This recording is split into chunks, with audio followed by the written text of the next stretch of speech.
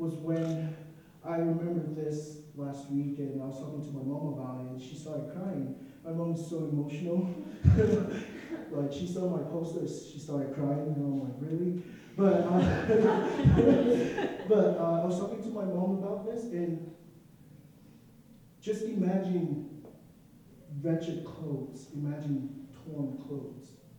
My mom would sell her clothes just for us to have food. I mean, amongst the poor people, we were poor. Like, we had nothing.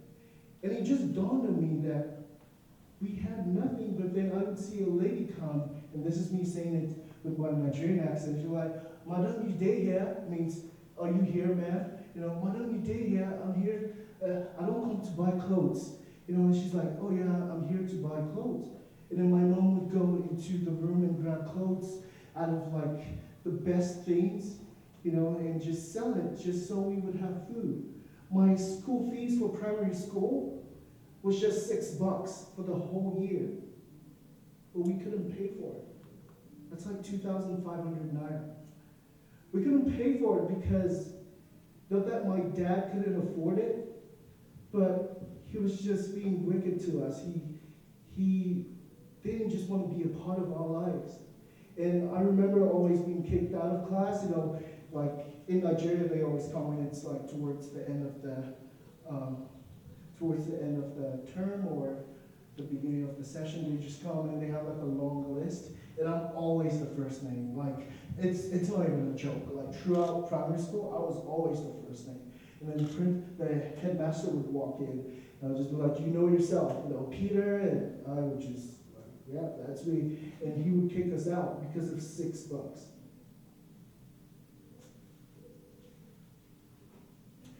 There was one day my shoes were so bad that at the age of 8, I hid it under the fridge in my house. Because it was so bad, people were making fun of me, like, dang, Peter, you know, you should upgrade your life and this and that. You know, small kids, bullying, it's bad, guys, it's bad. You know, and they just kept making fun of me, your shoes, you know. And the next day, I'm like, nope. And plus, my teacher was flogging the hell out of me. Oh my God. And it's a totally different system. Back home, if you don't do homework, oh my God, they will flog the hell out of you. I'm trying not to swear, but they will seriously give you that whooping, like really, in school, in front of your friends. And my teacher, because I really didn't have a sound education, my teacher, I wasn't able to read and spell, and she would have quizzes in class. I wouldn't be able to do it, and then because if you fail, you get a 0, they will whoop the hell out of you. She was always doing that, and we bullying and stuff. So I just, at like 5 or 7, it was just way too much, and I hid my shoe under the fridge, and everyone in the whole house was searching for it, like every single person, because to my mom, that was an expensive sandals, but to my friends, that was the worst thing ever. So they searched for it, and it got to a point where my mom started crying. She started crying, and I was like, damn, you've been through a lot for me. My aim was not to make you cry. That's a bad picture, changing. So go back, just a side note. I'm getting emotional, so we need to change. Take a look at my friend's trousers. Look at how long it is. Yeah, it's like super long. You know, I've been looking fly from like the very first one. But anyways, that's a side story. That's a side story. Yeah, so where was I? So she started crying, and got to me, and I was like, because if there's one person I value in the whole world, it's my mom, and I'll explain to you. And she started crying, and I looked at her, and she was like, Mom, and I was like, Mom, I'm sorry, you know. And then out of nowhere, kids, I was like, I started searching for it, and I just went on the fridge. I was like, I found it, you know, who took it there, you know? And they all knew I was the one, and she kept crying. I was like, what's going on? Talk to me. And I explained, and she went to school with me. No, my brother went to school with me, and he was like, he told my teacher, so you don't touch my brother again, you know? that pretty much started how I changed academically. So with that, I remember that day my mom looked into my eyes, and this is why I do get emotional. I'll try to say it with a straight face. She looked into my eyes and she said, Peter, you're going to take me out of poverty. Peter, you're going to be great. Peter, whatever I've not been able to buy for myself, you will. The clothes I sewed, it's for your future. So when she said that, it just really got to me because I would walk to school for miles. Like, we don't even walk here. So those of you that work out, like it would be a train to the left, to the right, just hold my mom and we'd just walk to school. And because we didn't have money to pay for transport, and mind you, my dad had a car, but we would walk. But she told me, Peter, you be the one to buy things for me that I sold for you. I'm doing all this for your education. And it just dawned on me, I'm like, okay. And from that day, I changed the way I was looking at things. I started studying more. I became better at school. I started reading and all this stuff. And things changed. And I do have to say this because it's part of my life. I know most of you are not religious. Well, I just have to say it. That was when I became a Christian and I met Jesus. And the whole message of hope in Christianity inspired me. I had someone look me in the eye and say, no matter what you're coming from, no matter what background you're coming from, it doesn't determine your future. Where you're coming from doesn't determine where you're going to. As long as you're hardworking and you're determined to be successful, you will get there. And I kept hearing this message over and over and over again. You just have to put Jesus, and that's a classic message in church. And I had so many people telling me about this, and it just changed my ideology about myself. I began to see myself as someone that wasn't defined by his past and not defined by poverty, but someone that's defined by the potentials that lives in him. I started seeing myself as someone that could be whoever he wants to be, however successful or whatever heights of success I wanted to attain, I could do it. And gradually into high school, initially in high school, we call it secondary school, it was hard because I was becoming a teen and couldn't pay for school. And I just, most of my life I grew up with people bullying me. So that's why I smile a lot. Like, there was one time I was so depressed and, it was so bad. And I just felt that the remedy for depression is just, a happy life. Just give people stupid excuses for whatever stupid reaction they gave to you. Just smile. Don't let someone's actions determine how you feel about yourself. And things changed. And in high school, there was this really smart teacher, and he looked at me. First of all, we had an exam, I got a 0, flat out 0. And for some of you in college, right, some of you that know me in class, when I tell you I failed, you're like, Peter, what's your fail? And you're like, I'm like, I got like an 89, I got a Peter or something. And you're like, Peter, shut the hell up. Like the class average is a 50, you got an 89, But back then, when I said I failed, I really failed, right? Like, I got a 0. And this is what annoyed the hell out of me. My teacher looked into my eyes and said, you would never amount to anything. He looked at me, he literally, like, trust me, African teachers are savage. Trust me. Like, they're able to get away with a lot of things. And he just looked at me and like, yeah. And that really inspired me. And this is the good part. I think I finished with the emotional part. So it really inspired me. And the next exam, I was like, I'm going to do this. I got 100 out of 100. They looked at me because what happens is the highest in the class, they call your grade out in front of everyone. I know, right? Just imagine in your class, you just have your professor come out and be like, 2 over 100, Sam, or something. The engineering guys would get that. Is he here? No. Yeah, so I just call his name. He would get up and leave. So yeah, so when he called my name, he was so surprised. He was so surprised that someone like me could get 100. He felt like the exam was so easy. That's what he taught. And there were only 2 people that got 100 in that exam, me and the other guy. If you go back to the high school picture, you'd see the guy standing up in the middle was the smartest kid in my class. And you thought there was something wrong with it. And I'm like, really? Do you think I'm that dumb? And I started staying in school. School would close at 2, and I would stay till like 6, and my parents, first of all, my dad didn't care. My mom was just so concerned because I would leave the house at 7, and then go back at 6 without food. Sometimes I would walk from my school down to my house, and I'm talking about walking from here to Walmart is how many miles? Probably 2. Yeah, it's about that distance. I would walk without food. There was one day it rained so bad, there was water everywhere, and I was walking and I fell in a pit. And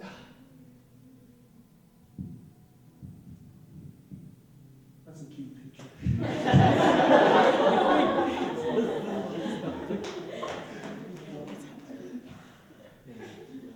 And afterwards, I got super sick.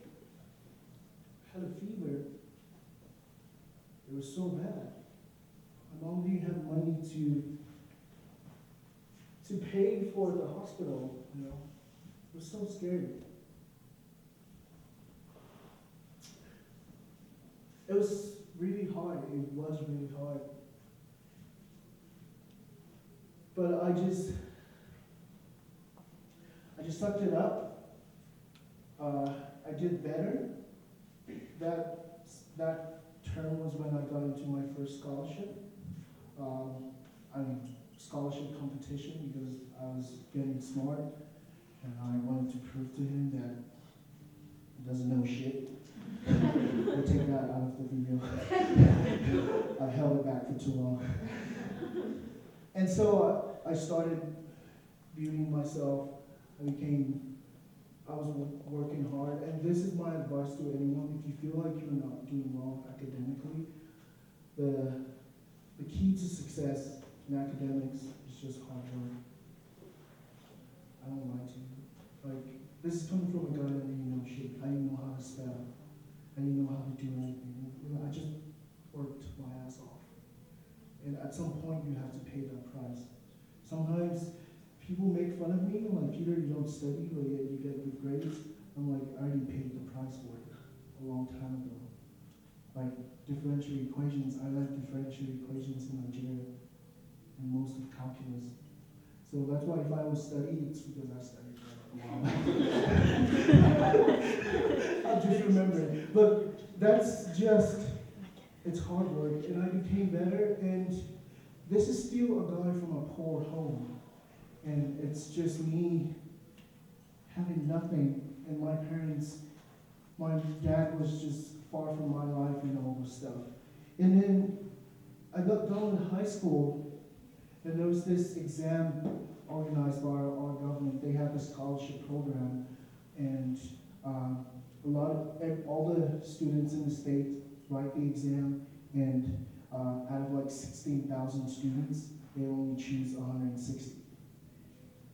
Plus corruption, so let's say like 40. See, you gotta really understand this, because it's like, if I tell you 160, just know like only 40 people got it out of merit. And I think with the government at that time, what he did was he made it 300, and like 140 was out of like corruption and who you knew in the government, and then 160 was based off merit. And out of 16,000, you know what? I went with the smart people. Pretty much all my friends there were the smart guys. I went with them. We took the exam, 16,000 students, and I'm like, I'm gonna fail. you know. But that's my beautiful mom. Isn't she lovely? Yeah. Anyways, out of 16,000 students, we all took the exam. Yeah, feel free, come in. Out of 16,000 students, we all took the exam. When I finished the exam, I thought I was going to fail. I just lost interest in it, but somehow I made the cutoff. It was 30. The exam was it was out of 50 points. I got a 32. The cutoff was at like a 30. And I went to the interview, and at the interview, the lady looked at me and she was like, "Peter, you look like someone that would go to like Nigerians call it overseas, like every country outside of Nigeria is overseas. So it's a strange place, but no, it's not. They're like, yeah, Peter, you look like someone that if you go overseas, you're gonna, probably do drugs, smoke weed, steal, just people, crazy stuff. And I looked her in the eyes, and I was like, look at me. Really, I was like, just take a look at me. If you know where I'm coming from, you would know that I would never do that. And I explained all my life history, and I told her about my mom, and I'm like, because of my mom, I would never do this, and this. And then after that solid question, a dude just looked at me and said, what's the equation for the area of, a triangle or something like that? It was so easy. And I looked at him and I'm like, that's an interesting shape. And I was like, can you draw it? And then he drew it, and I'm like, did you say a triangle? And he was like, yeah. And I told him, I was like, yeah, I was surprised. I was like, you would have failed, the whole interview if you couldn't do that. Because it was based off merit and based off, your personality. And that was how I got the scholarship. I got a scholarship from my government to come to the U.S. to study. I had to go to an A-levels program, and it was for 1 year. They paid for it and everything. And then I was in university at this time. I got accepted to one of the universities in Nigeria, University of Port Harcourt, which is my home city. And I was in the university, and I got the scholarship. I left. I gave up everything, guys. I left everything. I literally walked out of class. It was a chemistry class. I walked out, and I was like, I'm not coming back. Fast forward 1 year into the scholarship, our governor comes out and says, there's no fund. And I'm like, holy Jesus. I left school. I had to start all over again. And please do understand, it's so difficult to get into school. There's certain things I'm trying not to say because I don't want to bash my country. But I believe in the future I'll be one of the people that will change Nigeria. It was so hard to get into school. And I left everything, and my governor came and said there's no fun in this and that, and I'm like, holy Jesus, how am I going to do? My friends, every single one of them, they were in school, they were doing well, but I was just left in at this point where I had no hope, no future. And then I prayed, and I'm like, this is what I want to do. I don't want to be rich. I do want to be rich.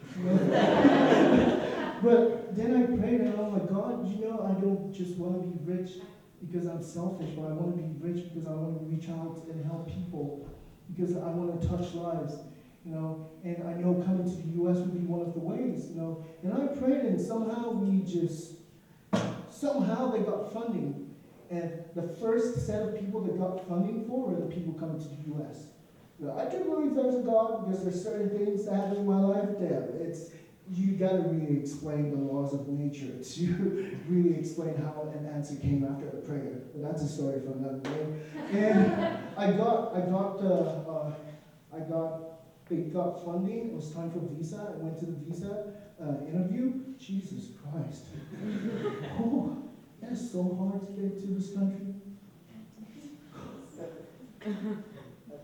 Let's say out of everybody here, you all go, you pay like $400 to get a visa. Only like 5 people will get a visa.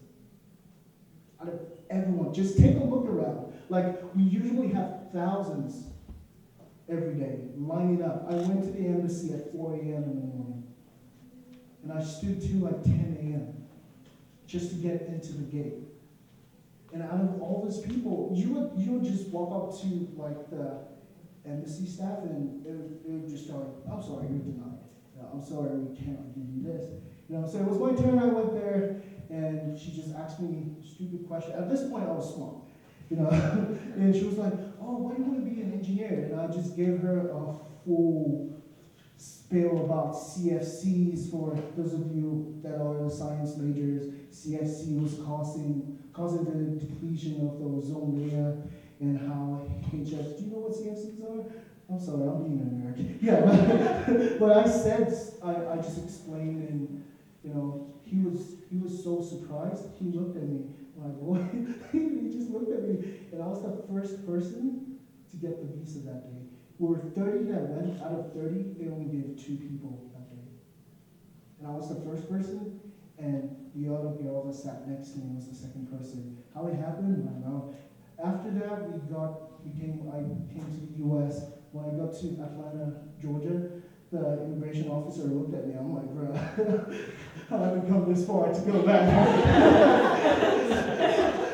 Chill, bro. The same color, So homie. But he gave me like this weird vibe, and I was like, please don't send me back.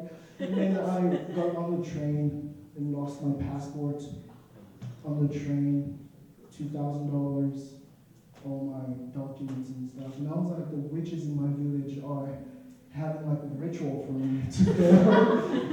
But with the money in there, I was freaking out. Like, I was literally freaking. I was stuck in Atlanta. I was going to Kentucky. There's no way. I was freaking out. Trust me. And I'm like, I lost my bag. My African accent, I'm like, I left my bag in the train. Go search for it. And they had to actually stop the whole train system, because I thought they only had 1 train, but they had 5. So, and I'm like, it's in that train, and I would enter the train and go to a totally different part of the airport, and I just got lost, and they had to stop the train, and they searched for it. I mean, this was in 2013, so it was after 9/11, so that was also a concern. So yeah, I missed my flight and stuff, but I found my bag with the money. I didn't tell them about the money. That's how smart I was. I was just like, yeah, my papers and stuff.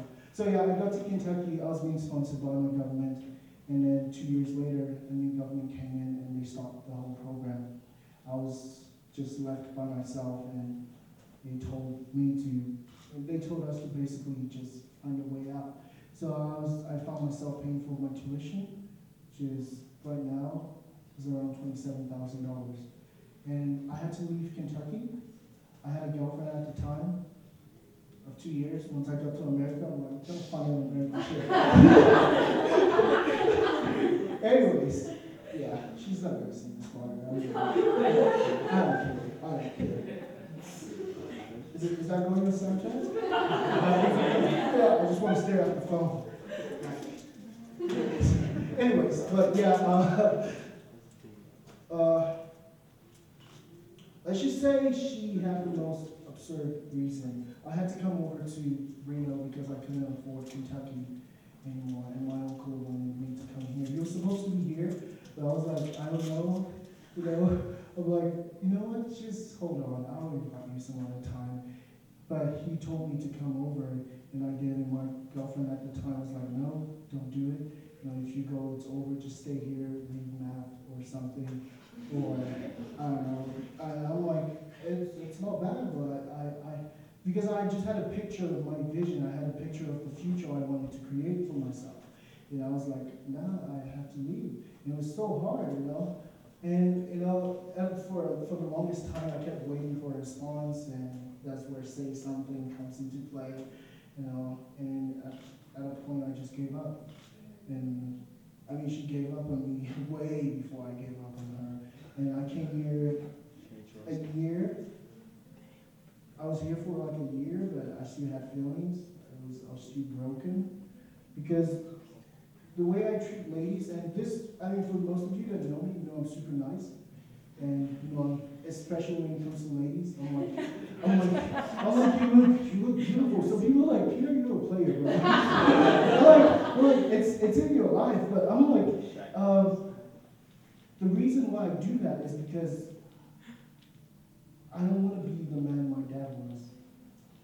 I don't want to ever treat a lady the way my dad treated a lady. I want to treat a lady with the utmost respect and with all forms of like love. And that's why when I look at you, if you really do look nice, I would say it. Like if I have feelings for you, I mean the guys look good too, but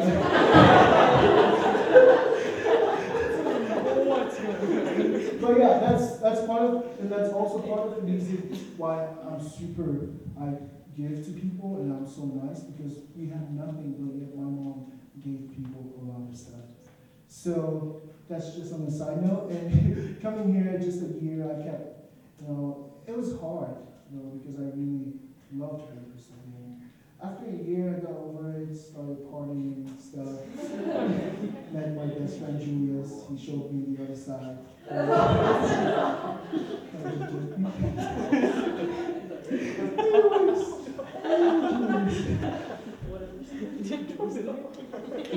The very first person I spoke to when I came to UNR, Abdul Afo, it was, it was like the coolest guy ever. I sat next to me.